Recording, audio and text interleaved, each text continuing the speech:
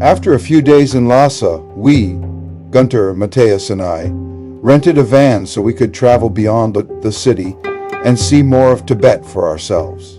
In 1985, this kind of travel still felt uncertain and improvised. Roads were rough, distances were deceptive, and the journey itself was part of the experience. As we left Lhasa behind, the land opened into a vast treeless plateau. The horizon stretched endlessly in every direction, and the air grew noticeably thinner. Movement slowed, breathing changed, and everything took on a different rhythm. This is southern Tibet, where geography shapes not only the land, but the way life unfolds upon it. Eventually, Yamdrok Lake came into view. When it first appeared, it didn't look like a single lake at all. From above, it unfolded as a complex system of turquoise bays and narrow channels spreading across the plateau like a living body of water. At over 4,000 meters above sea level, Yamdrok sits among the highest lake systems on Earth. Its color shifts constantly with the light, deep blue, jade green, pale turquoise, changing minute by minute as clouds pass overhead. The lake was formed by the same immense tectonic forces that raised the Himalayas, and its basin was shaped over time by glacial melt and mountain runoff. Despite its size, Yamdrok appears almost self-contained. The water lingers here, evaporating slowly under the intense high-altitude sun. Minerals in the water contribute to its vivid color, giving the lake an otherworldly appearance that feels almost unreal when seen for the first time. But Yamdrok is far more than a geographical phenomenon. In Tibetan Buddhism, it is considered a living presence. The lake is associated with a protective goddess and is regarded as one of the most sacred bodies of water in Tibet. For centuries, pilgrims have come here to pray, make offerings, and walk along its shores in ritual devotion. There is a widely held belief that if Yamdrok were ever to dry up, Tibet itself would lose its life force. Whether taken literally or symbolically, the belief reflects something essential about life on the plateau. Water, land, and survival are inseparable. This sacred relationship with the landscape is woven into daily life. Agriculture here is difficult. The altitude is extreme, the growing season is short, and the soil is unforgiving. Barley is the primary crop, chosen because it can survive where others cannot. It forms the basis of sampa, the staple food eaten throughout Tibet. The road climbed steadily, passing through high country where the sky felt unusually close. At various stops along the way, sometimes for a short rest, sometimes just to take in the view, it was interesting to interact with the locals. Many people approached us out of curiosity, often smiling, sometimes cautious, but always attentive.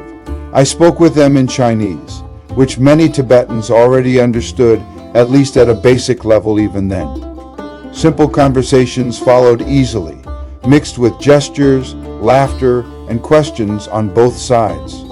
These brief encounters were unpolished and spontaneous, a reminder that travel here was still uncommon, and that meeting foreign visitors remained for many a genuine novelty.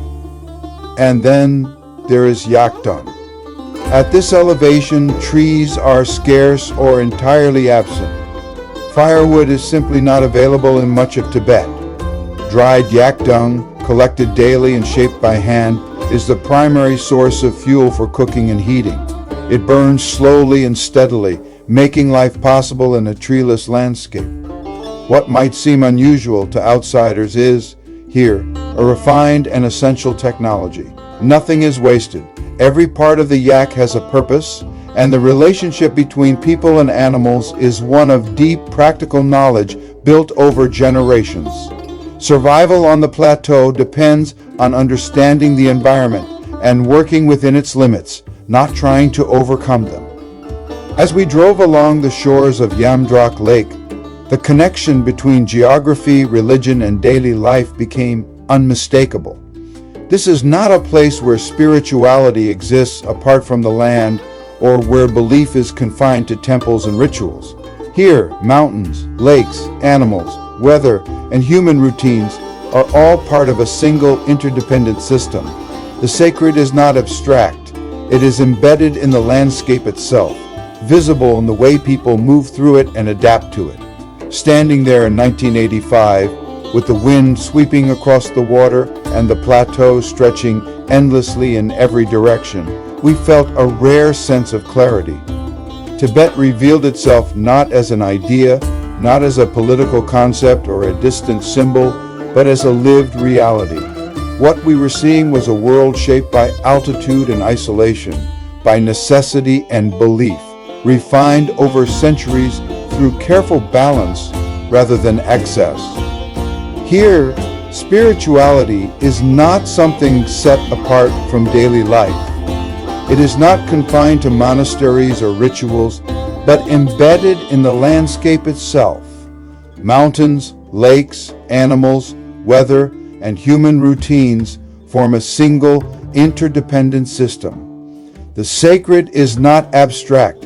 It is lived, practiced, and reinforced through everyday actions. Standing there in 1985, with the wind moving across Yamdrok Lake and the plateau stretching endlessly around us, we felt we were seeing Tibet not as an idea or an image, but as a working world shaped by its environment.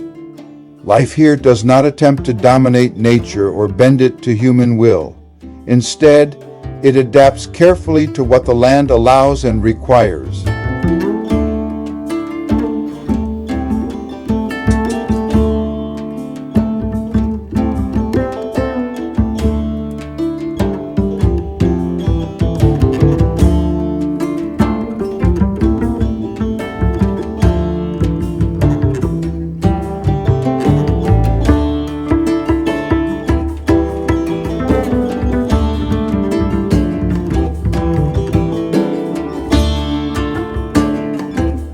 Survival, belief, and routine are so tightly woven together that separating them no longer makes sense. In the final moments, the scale narrows. A man guides a yak through the soil, turning the earth slowly and deliberately. There is nothing ceremonial about the scene, yet everything in it carries meaning.